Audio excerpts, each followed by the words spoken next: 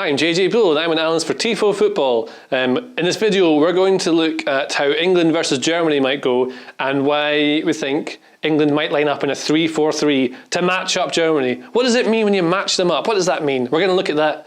If you want to know more about all of that and look at a really cool analysis of how Germany absolutely did Portugal in, go to The Athletic. If you go to theathletic.com/Tifo Football, then you're going to have just a world of fun because there's an offer on just now, I think, for 30 days for free. Totally free, and then you don't have to pay for anything afterwards if you don't like it. But if you do, oh boy, you're in for a treat. So yeah, that's what you can do.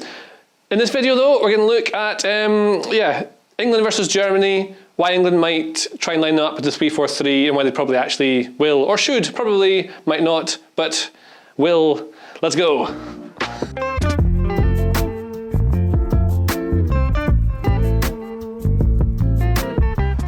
Okay, this is what we're going to look at, how the teams line up. So Germany line up in a 3-4-3, and I'll tell you why in a minute. It's a secret why England might do the same thing. Now, Germany always almost look the same. The back three is the same. You've got Ginter, Hummels and Rudiger. Rudiger plays Chelsea, in case you might have recognised his name and weren't sure why.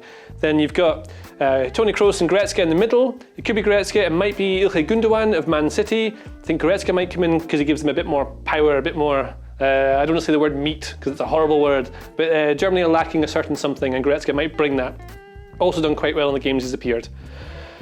Kai Havertz plays off the right hand side, he's left footed. He come inside as mostly like a second striker. So he's not a winger, he comes inside here an awful lot and he likes to drag defenders out of position, which England need to be careful of. Thomas Müller, I think will start. He's a space invader, or there's a space inspector, some sort of thing. I'm going to call him a space invader just here. And he'll come into this sort of midfield like a box. So this kind of box here, that'll help out an awful lot in certain situations, outnumber the midfield of England. But when they attack with the wing backs. And that means you've got Müller and Havertz who can get between the lines and cause a bit of trouble for old England. Now, the problem that England might find if they stay in their 4-2-3-1 or 4-3-3, so it's going to be Stones, Maguire, Shaw, Phillips, Rice, Walker, Foden, Mount, Sterling and Kane. A couple of exceptions, you might not have Foden, you might have Jack, the new Pele Grealish coming in here. You might not have Raheem Sterling, even though he's been very good for them. You might have Bukayo, the new Pele Saka here as well. So that's something you might see because they've both done quite well and everyone seems to love them. But I think it's going to be Foden, I think it's going to be Sterling in here. Now, this sort of thing happened against Portugal, right? When you play this 3-4-3 against a shape like this, the back four, the back five instantly is like this. So the space is all outside the fullback. It's not very good lines, but we're going with it. Now, the thing that you've got to do with the back four is, does the winger come back and track Kimmich? If he does, then that just leaves loads of space for this guy to roam into, or maybe Kroos goes in here and there's loads of space here for him to pick a ball.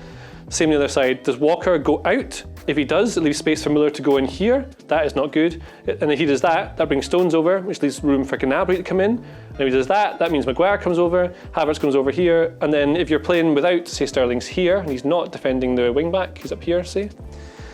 What happens then? As against Portugal, for Germany I mean, the ball comes over here from the wing back, Gersten say, into this area here, and then this guy comes in to finish off the move at the back post. Because what was happening against Portugal, where these guys were outnumbering the back four far too easily, they were getting constant overloads. There's a video on Tifo illustrated just now that you can watch all about that. But this is, yeah, that's the problem, is they don't want to concede these areas wide. Now, if England don't play this 4-2-3-1, 4-3-3 thing that they do, and say we take out, well, let's do it like this. Shaw goes to wing back. I want to get rid of these lines. So Shaw goes to wing back. Maguire goes to left centre back. Push him up a bit here. Stones plays in the centre.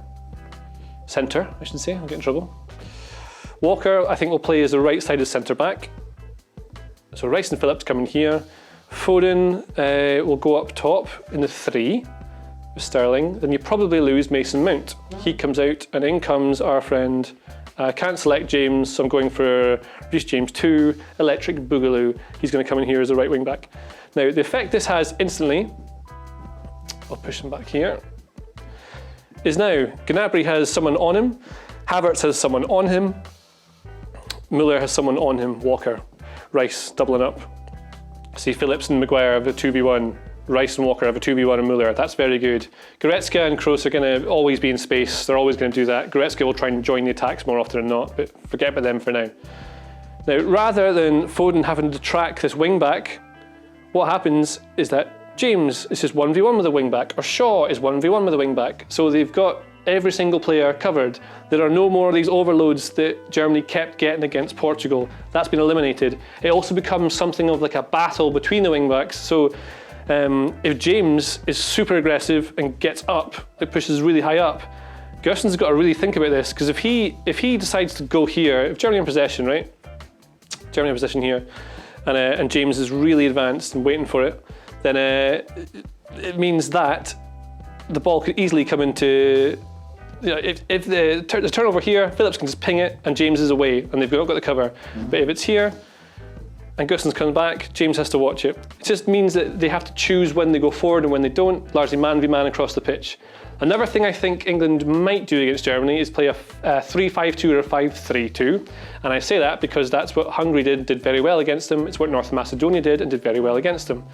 Now, if we do it like this, set them up. Wing backs are going to give you all your width. You challenge the wing backs of Germany so they don't have quite so much control of the game. This is very important. Phillips and Rice are 2v2 in the midfield here. Stones, Maguire here, when England push forward. Now, England are very conservative, so they want to try and deny space. A 5-3-2 funnels most of the play out wide because the two starting strikers, say there's 3 here, 2 strikers will always show the play wide, and then from goal kicks, say, always show the play wide, and then you just sort of squash the space, and Germany have to go backwards. So defensively it works because of Germany's shape. The other reason, we take Foden off and put on a big lad, Calvert-Lewin, I like him a lot. Now, Hungary scored a goal against Germany by doing exactly this. They defend kind of like this, in a back, you know, in their shape here. Sterling won't be there, it'll be someone else. Can we select Bellingham? No, we'll put Mount back in. The midfield 3. Oh yeah, and if you play a 3 rather than if you play a 3-5-2 rather than a 3-4-3, it means you can get Mount in. He's been great for them, so that's an important thing to think about too, if he plays. Now, the way the back 3 works, one of them will always be slightly deeper than the rest. Rudiger and Ginter will be next to him here, but if the ball is able to be crossed early, rather than try and get to the line and cross it in, if you cross it in early from here, if the ball is good, you should beat the first man, and that should give Kane, if he's there, a chance to get in and attack the ball. If the ball is even better, or just harder struck, what might happen, because of the position, it's important, I'll draw this line actually, you can see that the line should be in a back 3. It's an exaggerated version of it, just to show you what I'm talking about. So rather than being flat, like this, that's flat, it'll be more like this to give you a bit of depth. It helps you, avoid you being caught with the offside trap, but it does present these sorts of problems here. Early ball in, might miss Kane, might miss Hummels, who goes with Kane, and arrives here, and then you get Calvert-Lewin, or Sterling, or whoever's there, inside the box, that's what it's called, to get on the end of a cross. It can be from either side. Shaw could cross it in, James could cross it in. It also gives you a reason to get rid of Shaw and put Saka into this left wing back bit. And that's another reason to get him in the game. He's been very good for them. So that's the options. 3-4-3 helps eliminate the overload that Germany were getting against Portugal. It means you're more defensively sound because you've got every single man covered and you're not penned in. You've got an option to get out and break out. If you play the 4-2-3-1 and the wingers come back with the wing backs, there's no real way out, only Kane's up front, you're going to be trapped and eventually they'll score. So that's probably why England will match up Germany in a 3-4-3. And for more analysis like that, just come back to the channel all the time, be our friends. You can subscribe to Tifo IRL, it's this channel here, and there's all the videos here. And just like having you around, so yeah, do that. And I'm going to stop talking now. Enjoy the game. The Athletic is home to some of the world's best sports journalists, including David Ornstein, Daniel Taylor, Ollie Kay, Amy Lawrence and Rafa Honigstein. There are journalists dedicated to each Premier League team, so every fan gets the coverage they deserve, not just the big clubs. And you can try it for free now for 30 days. See the link in the description.